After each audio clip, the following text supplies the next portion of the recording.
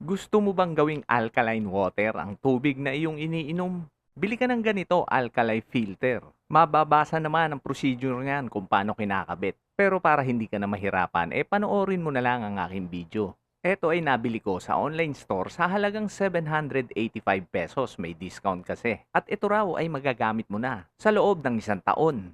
Ang mahal kasi ng alkaline water sa market kumpara sa distilled water. At sa aking experience, malaki ang naitulong nito at malaki ang aking natipid dahil kaya ginawa kong alkaline water ang aking drinking water dahil dati madalas kong maranasan na humahapdi ang aking sikmura dahil ako ay isang hyperacidic. At hindi lang ako, pati ang aking mga anak, madalas humapdi ang mga sikmura.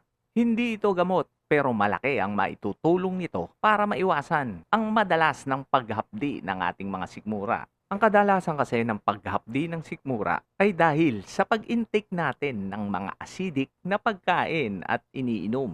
Ang pure water kasi ay may pH na 7. Ito ang tinatawag na neutral. Kapag bumaba dito, 6.5 pababa, acidic na yon. At kung pataas naman hanggang 14, ito yung alkaline water.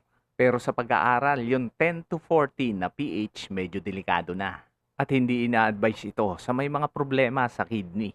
Madali lang naman ang pagkakabit nito lalo na kung may existing ka na ng water filters. Tips nga pala, malaki ang maitutulong kung maglalagay ka ng switch valve bago pumasok sa iyong mga filters.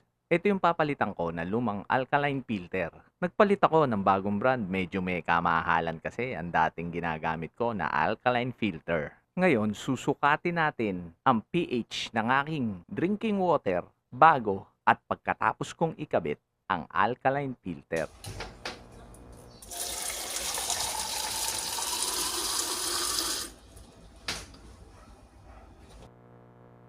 Gamit ang pH meter, masusukat mo kung ano ba ang pH ng iyong iniinom na tubig.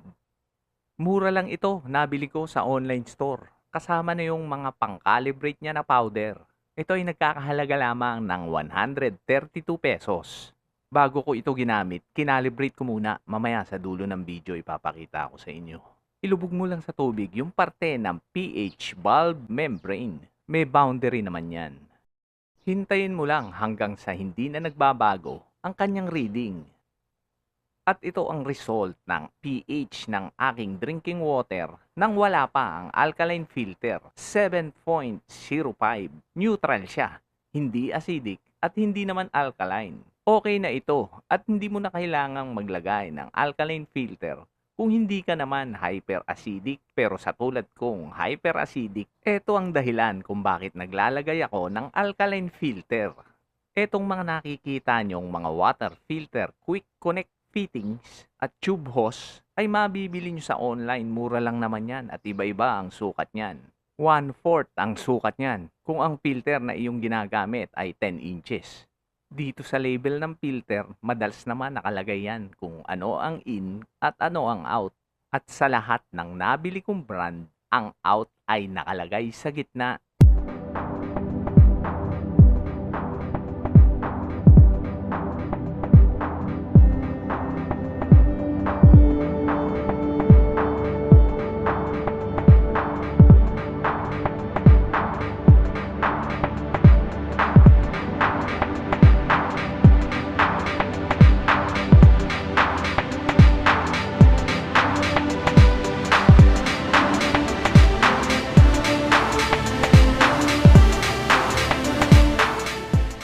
Medyo malaki nga lang ng konti itong aking nabili sa dati kong ginagamit. Puputulan ko na lang ang hose mamaya. At eto na, magkakaalaman na kung hindi ba fake ang aking nabili. Kung totoo ba na naging alkaline water ang resulta pagkatapos kong ikabit ang aking alkaline filter.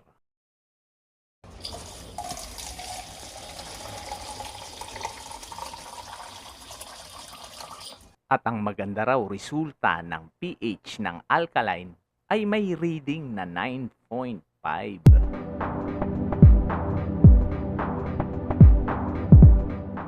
At habang hinihintay ang resulta, baka pwede naman diyang humingi ng isang like, share, and subscribe para naman lumago-lago ang aking channel.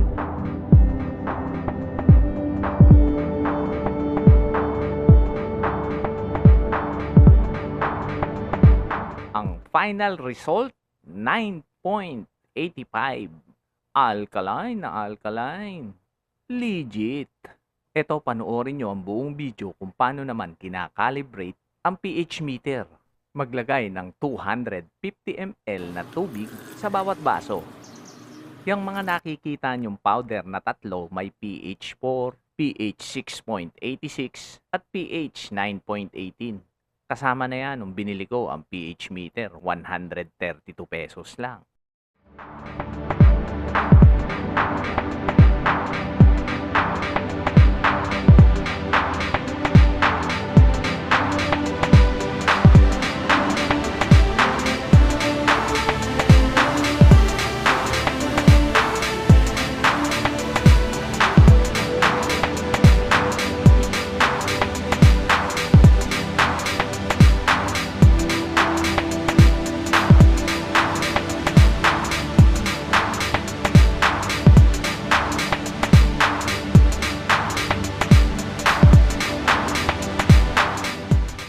Paglagay mo ng powder, haluin mo lang hanggang sa madurog.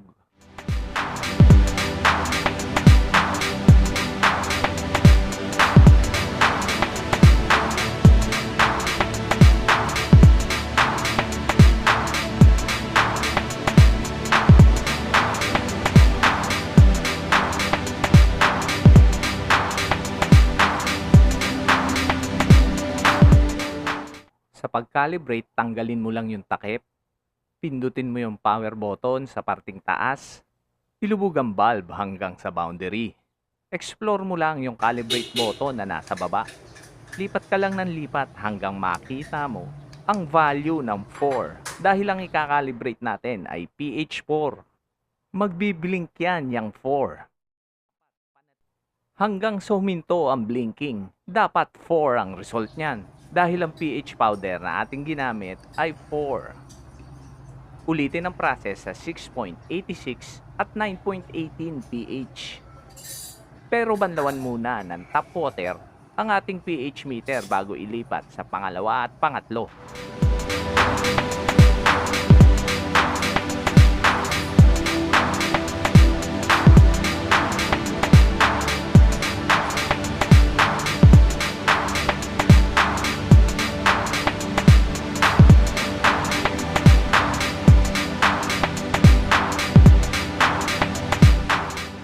Hanggang sa susunod na mga tips.